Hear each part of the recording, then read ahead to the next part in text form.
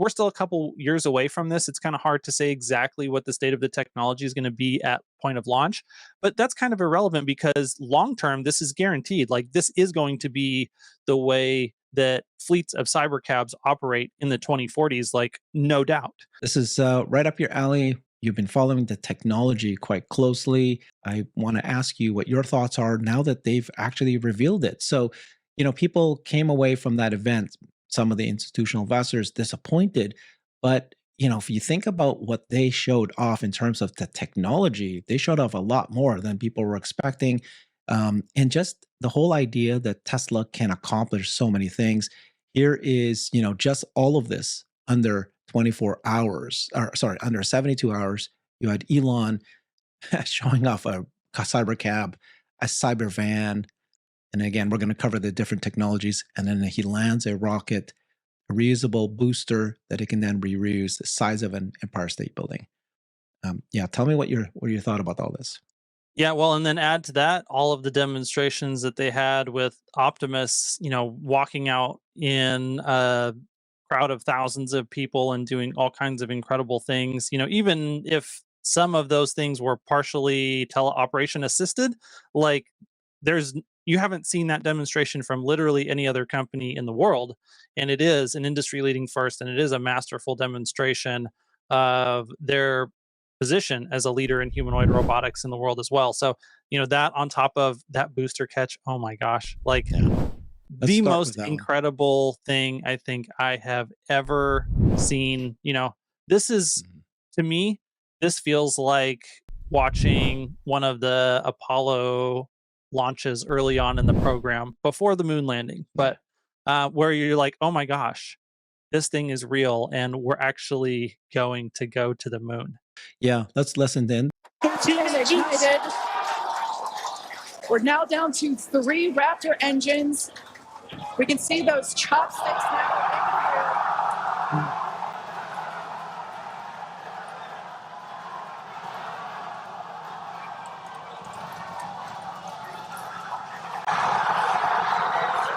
Booster, like a current shutdown. Megadilla had popped the booster.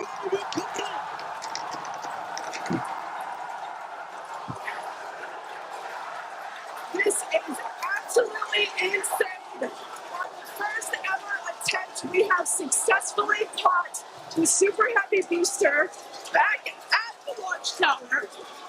What an incredible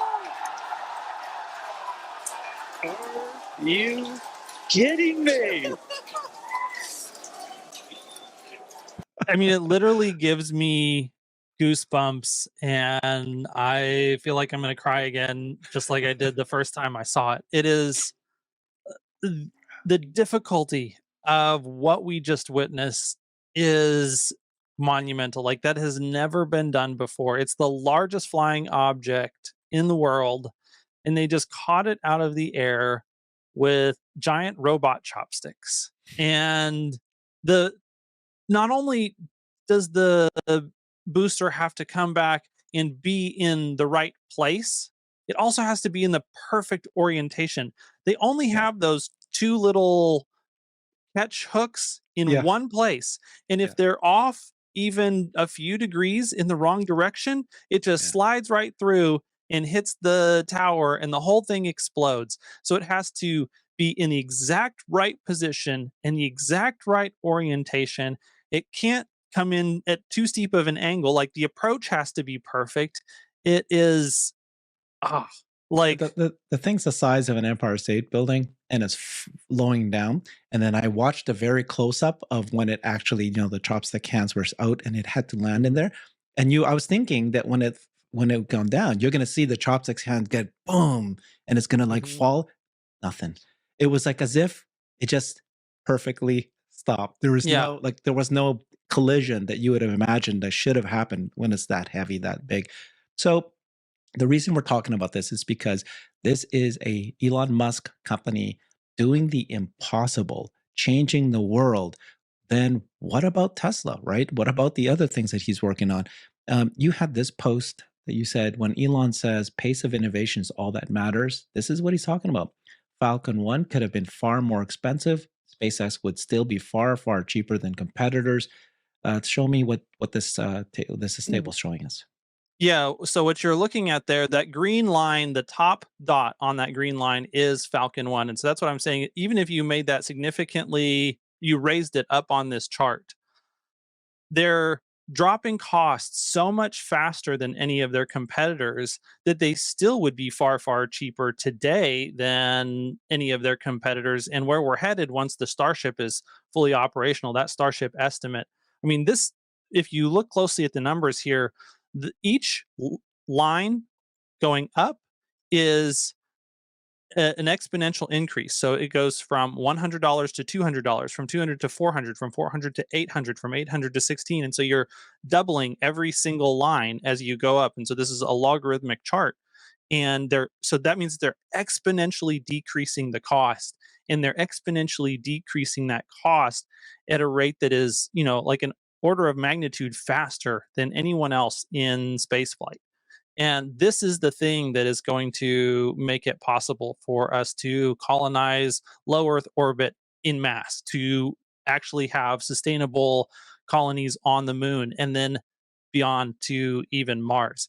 And that is the thing that Elon drives his companies towards, is let's figure out how to accelerate the pace of change to be way faster. That, like, we can start in an awful place, we can have tons of failures, we can do things that are absolutely insane, but if we get the pace of innovation right, we're going to be just accelerating so much more quickly than anyone else in the industry, that no one else even stands a chance of competing. Okay, well, that's why we're covering this, is because if he's showing it all over, right? It's like, look at what he did with XAI, SpaceX, and Tesla is, the one that we're all invested in. So, this is what he showed off. Elon Musk is turning sci-fi movies into reality. Remember iRobot? It is We Robot today. Elon responded to this post. You can see here that these are photos and images from the movie iRobot. And basically, that is what we're seeing today. This is a futuristic movie. There's a car with the wings, automated driving. You got even the van, or some sort of big giant bus kind of thing. And here you go. So all of this is happening in real time. Elon says Optimus and autonomous cars only gets better from here. So the robotaxi, let's start with the one of the first technologies that they shared. We kind of knew it was coming because we've been following the purchase of that company that had this. There was Wiferion. Yep. We were hoping it was coming, but there was still so many people that were saying, nope, that's not going to come. It's not going to be ready. Do you know how much longer it takes to do inductive charging? They're nowhere near that.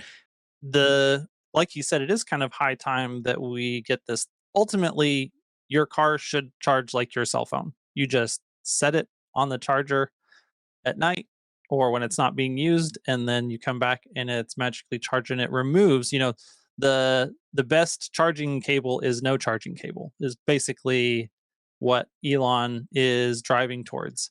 And there's a couple benefits to inductive charging, is that, there's no moving pieces. What's the first part of your phone when it comes to charging that wears out? It's always that plug or the cable itself. Those are points of failure. And so what inductive charging does in the long run is it eliminates those parts that are the most likely and most frequent to fail. And yeah, there's some challenges. Technically, this is going to be a hard problem. I would say there's even a chance that the initial cyber cabs don't end up fully relying on inductive charging. Like, we're still a couple years away from this. It's kind of hard to say exactly what the state of the technology is going to be at point of launch, but that's kind of irrelevant because long term, this is guaranteed. Like, this is going to be the way that fleets of cyber cabs operate in the 2040s, like, no doubt. And so they're driving towards that future, and they'll make it happen as soon as they can. I think I played the wrong one. Let's play this one to see. Park ride. So it'll be cool. And you'll get to experience it tonight.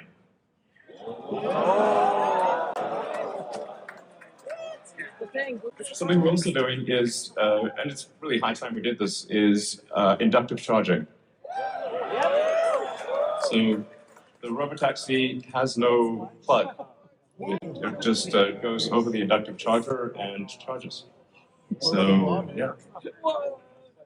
That's kind of how it should be. So you saw it there. He did Yep. have a little bit of a thing there. The robotaxi has no plug. So I don't know. I think it's going to be, this is it. They're going all in on this.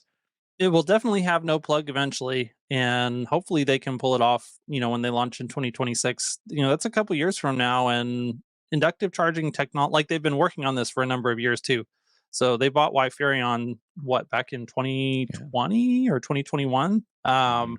So this is something that they have had in the works for quite a while, and they're pushing hard towards this. And the other thing is that it eliminates not only those points of failure, but also the need to have someone or something, whether it's a robot or whether it's a person, to actually plug in the vehicle. So just all around, this is the way that an automated fleet should operate. Here's Tesla account saying we're ready for autonomy, right? You got charging, you got cleaning, and you have the fleet. Yeah. I mean, it's like they've really thought through the whole ecosystem. So again, you're comparing this to what company? Waymo, Cruise, Baidu. Do they have charging? Do they have cleaning? You know what I mean? Like, do they have the millions of cars that you need? Do you have factories to build millions of cars at this point? You have to have everything thought through to actually do a full program, a full autonomous future. And this is one of the areas where Tesla's experience having their own in-house service network really actually will shine through, because it is it is hands-on experience with logistics at scale for millions of vehicles. And that is an important part of what fleet management will mean. So next up is the cleaning. So we already saw a little bit about it. There was a patent about this. And the funny thing was, at the actual event itself, as I was waiting for the event to start, and even during the event, it was over an hour and a half. I was standing there. The guy behind me was talking to me, and he said, "I'm a Tesla employee. I was responsible for the patent and the cybercab." And he was praising, saying, "Thank you for doing the show you did with Jeff, covering it. I'm sure I did a show with you also covering the patent." And he was just, obviously very proud of this. So this wasn't just a patent. This is reality. This wasn't just, everything we saw at the patent was so amazing, which is using the lights. He told me that they don't even necessarily need to use UV lights to, disinfect the place. But basically, I did a show already, covered the whole part of it, but just using the lights inside the vehicle, it can actually try to disinfect the car. It's got the camera, so it knows if people left anything inside of it. It has the ability to move everything's automated, moving the seats forward, back, forward to grab things or to clean things. You can even change the direction of the screen, the computer screen, to redirect light to areas that it needs to go to do the cleaning. And then they have the part of the patent was that if you send the car off to go, I own the car, I want it to go into the Tesla fleet, the network. It goes first to a service center, it gets cleaned, then it gets sent to take rides out. And then when you want it back, it'll go back to the service center, get cleaned, send it back to you. So this whole program answers the question, why would I ever put my car in? I've done Turo, and do you know how terrible it comes out? It's all automated. It's definitely,